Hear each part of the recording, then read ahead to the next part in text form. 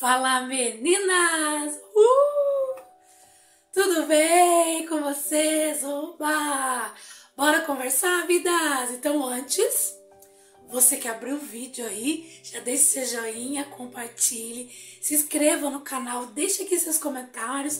É muito importante para mim saber como que você tá, se você tá gostando dos conteúdos, para que a gente possa interagir, né? Isso é muito importante. E eu já vou logo, sem demora, para o assunto de hoje, que hoje é a resenha do livro do Subirá, até eu já fiz. O Impacto da Santidade, que é um livro que eu tenho falado muito nos meus stories, um livro muito profundo que, de fato, trouxe um impacto na minha vida. Eu já quero abrir logo esse vídeo dizendo para vocês, principalmente pastores, líderes de ministérios, obreiros, diáconos, eu creio que é um livro que todos nós deveríamos ler. Todo cristão, mas principalmente a questão da liderança. Porque eu acredito muito que Deus revelou algo muito forte ao Subirá nesse livro. E não foi só para ele, que é para ficar, mas para todos nós. E me impactou muito, então eu quero, através desse meio de comunicação que eu tenho com você, te encorajar a você adquirir esse livro. E você que já tem esse livro, leia. Se está na sua cabeceira, está aí na sua playlist, se você está guardado ele aí, porque você não entendeu qual o contexto, eu vou te explicar o que é. Vou te incentivar a você pegar ele aí e ler. Então bora lá, tô falando do Impacto da Santidade do Subirá, um contexto maravilhoso sobre santidade, sobre busca de Deus e sobre os fins, sobre o final de tudo. A gente fala muito sobre o final, né? Mas eu acredito que ele trouxe de um jeito tão no contexto de hoje, que ficou muito explicativo para nós. Ele é um livro que ele contém 333 páginas. É uma capa dura, mas ele é bem simples. Tem essa parte que eu gosto muito, sempre falo aqui para vocês, porque a gente consegue marcar, né, segurar aqui a página onde a gente tá, pra gente não se perder. É uma linguagem muito atual, uma linguagem muito boa de se compreender. Ele faz menções aqui de vários autores maravilhosos, fantásticos. E um que ele mais colocou, que ele citou aqui, que é um que eu já li o livro, que foi muito bom a comparação, até porque o contexto do livro que ele mencionou tem tudo a ver com o livro que eu tô lendo, com o livro que ele fez, né?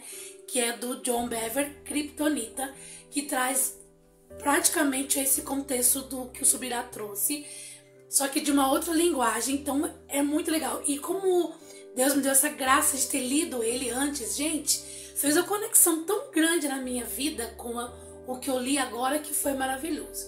Então bora lá, o que o autor está defendendo aqui? O Subirá está trazendo de fato a importância da santidade para nós cristãos. Ele enfaticamente, sem intermediária, sem defesa ou sem alguma coisa aí de trazer uma explicação, que sem santidade nenhum de nós chegará aos céus.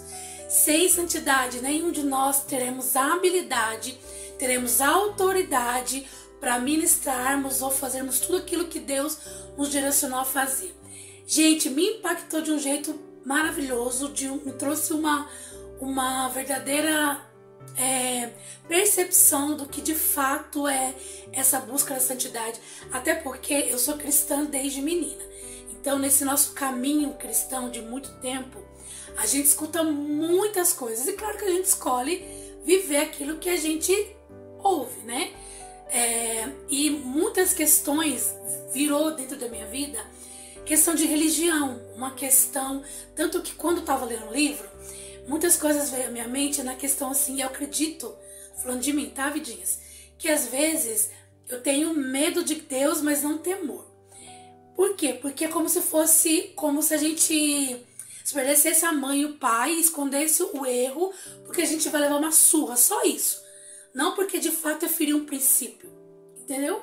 Então é mais ou menos isso. Parece que muitas vezes o nosso caminho cristão, a gente sabe que tá pecando, tá errando, mas eu olho Deus porque ele vai ficar bravo, ou eu não vou ser habilitado em tal situação, ou eu não vou conseguir tal coisa, mas não porque eu tô de fato ferindo um princípio.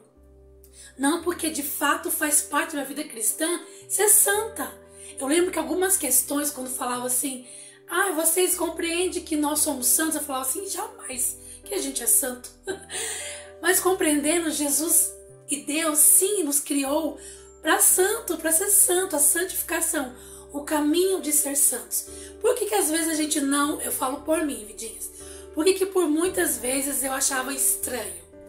Por quê? Porque é um peso, né? É um peso muito grande eu me denominar isso. Eu não quero dizer que na questão de que eu não peco ou na questão de que eu sou separada, jamais, vidas.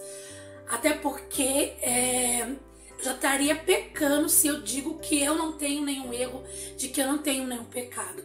Mas eu acredito que é entendendo de verdade o que é o cristianismo, o que de fato você levantar a mão para os céus e falar que você se converteu. E nessa leitura, a defesa que o Subirá diz aqui sobre o contexto, né, da santidade, de que fato que não tem como. E ele enfatiza, também é muito importante eu falar isso, que ele enfatiza muito aqui, principalmente nós liderança, os pastores, obreiros, líderes de alguma célula, líderes de departamento. Não tem como a gente ter uma habilidade, sabe? Não tem como a gente ter uma autonomia no que a gente fala, se de fato a gente não tem essa vida, essa busca de santidade com Cristo. Quando ele dizia sobre alguns capítulos aqui no livro, o Senhor me trouxe algumas coisas ilusórias, para que ilustrativa, para que eu conseguisse na minha mente, porque eu sou muito visual, desenhar de fato o que ele estava querendo dizer aqui. É como se eu sou uma líder de ministério, eu soubesse, como se eu tivesse um carro e eu soubesse dirigir, mas eu não tenho habilitação, eu não tenho a carteira de motorista, eu sei o que fazer, eu sei para onde ir, mas não fui me dar a habilidade, a habilitação para isso.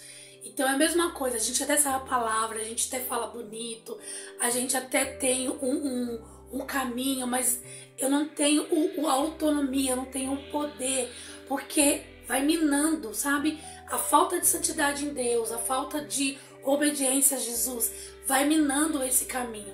E uma coisa muito linda que eu achei aqui, uma das coisas, porque o livro é maravilhoso, ele fala sobre que o fruto do ministério, o fruto do seu caminho não vai ser tirado. Vai ter, porque não é você, não tá falando de você, né, de mim. Não sou tão importante assim que vai estagnar as coisas. Porque não é sobre mim, é sobre ele. Então as coisas vão acontecer. Mas isso não quer dizer que eu estou totalmente me conectada à santidade com Deus. Só porque as coisas estão fluindo. As coisas podem até fluir, mas elas não têm é como se fosse uma unção, sabe? Uma autoridade divina por conta dessas pequenas questões que é trazida. Outra coisa que o autor defende muito, que eu achei maravilhoso, que é a questão do corpo, né? Da nossa matéria. Ele traz um contexto, vidas, sobre a explicação do que é o nosso corpo, a alma, a separação. Gente, que eu nunca vi em nenhum livro que eu li, eu nunca tinha conseguido compreender de fato esse caminho.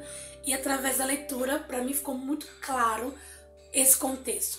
E outra coisa também que eu aprendi aqui, que é a questão da santidade progressiva e a necessidade e a santidade inicial. São dois contextos diferentes, mas que tem muito a ver. E até porque eu compreendi muito que a santidade ela é todos os dias. Então ela é progressista, ela vai progredir todos os dias. Não adianta eu orar a respeito de algo, eu mudar o comportamento de algo, mas parou por aqui. Não, nunca para. Ela vai até quando Cristo arrebatar a igreja. E a inicial eu achei interessante que ele trouxe uma analogia. Você não precisa acreditar que isso é a verdade. Eu acreditei, mas aí cada um, na hora que lê o contexto do livro, entende como você acha, né? Você acha. Ele trouxe um contexto de quando Jesus lava os pés do discípulo. Eu achei maravilhoso. Ele trouxe ali que ali começou a santidade, ali se iniciou. E Jesus trouxe um contexto dentro do texto, dizendo que por que lavou os pés? Porque ali se começou uma santidade por partes. E no caminho de nós cristãos, vamos lavando todo o restante que necessita. Uau! Vida, só você lendo. Eu tô tentando espremer de tudo que eu consegui absorver. É porque é muito, vidas é muita coisa. É um livro que eu anotei muito, eu escrevi muita coisa, eu escrevi meu nome aqui porque Deus tem me ensinado a ler as coisas referente a mim. Então na hora que eu vi alguma coisa muito forte, eu já coloquei Rose, é pra você, porque de fato é pra mim. Eu entendi que muita coisa vai ter que mudar aqui, uma questão dessa busca. E uma coisa muito legal que ele traz aqui é a cooperação com a graça, né? A graça, na verdade, o que ele defende é que a graça foi um braço que Deus deixou, Jesus deixou para nós aqui, né? Para que a gente consiga fugir da tentação. E uma coisa que eu aprendi desde que eu comecei a ler o livro, eu já tenho um horário diferente, que é pedindo ao Senhor que me dê força e me ajude quando a tentação vir, quando as coisas ruins vir, eu conseguir não cair nela, porque ela virá. Não tem como. É como um prato. E em alguns contextos aqui ele fala exatamente para nós líderes e ministérios e pastores que o orgulho, o ego, a vontade de ser visto pelo mundo, os status, vai roubar, vai tá roubando algumas questões da santidade de Cristo, do caminho que Deus tem pra gente. E ele coloca uma conexão de que praticamente nos fins dos tempos é o que mais vai trazer. Ele colocou 3 coisas aqui que eu achei muito forte, que roubam isso dos ministros, tem roubado a santidade, tem roubado esse caminho, que é o ego, é o orgulho, né? E a questão do prazer da carne, os prazeres da carne. E tudo isso vem muito sutilmente, né?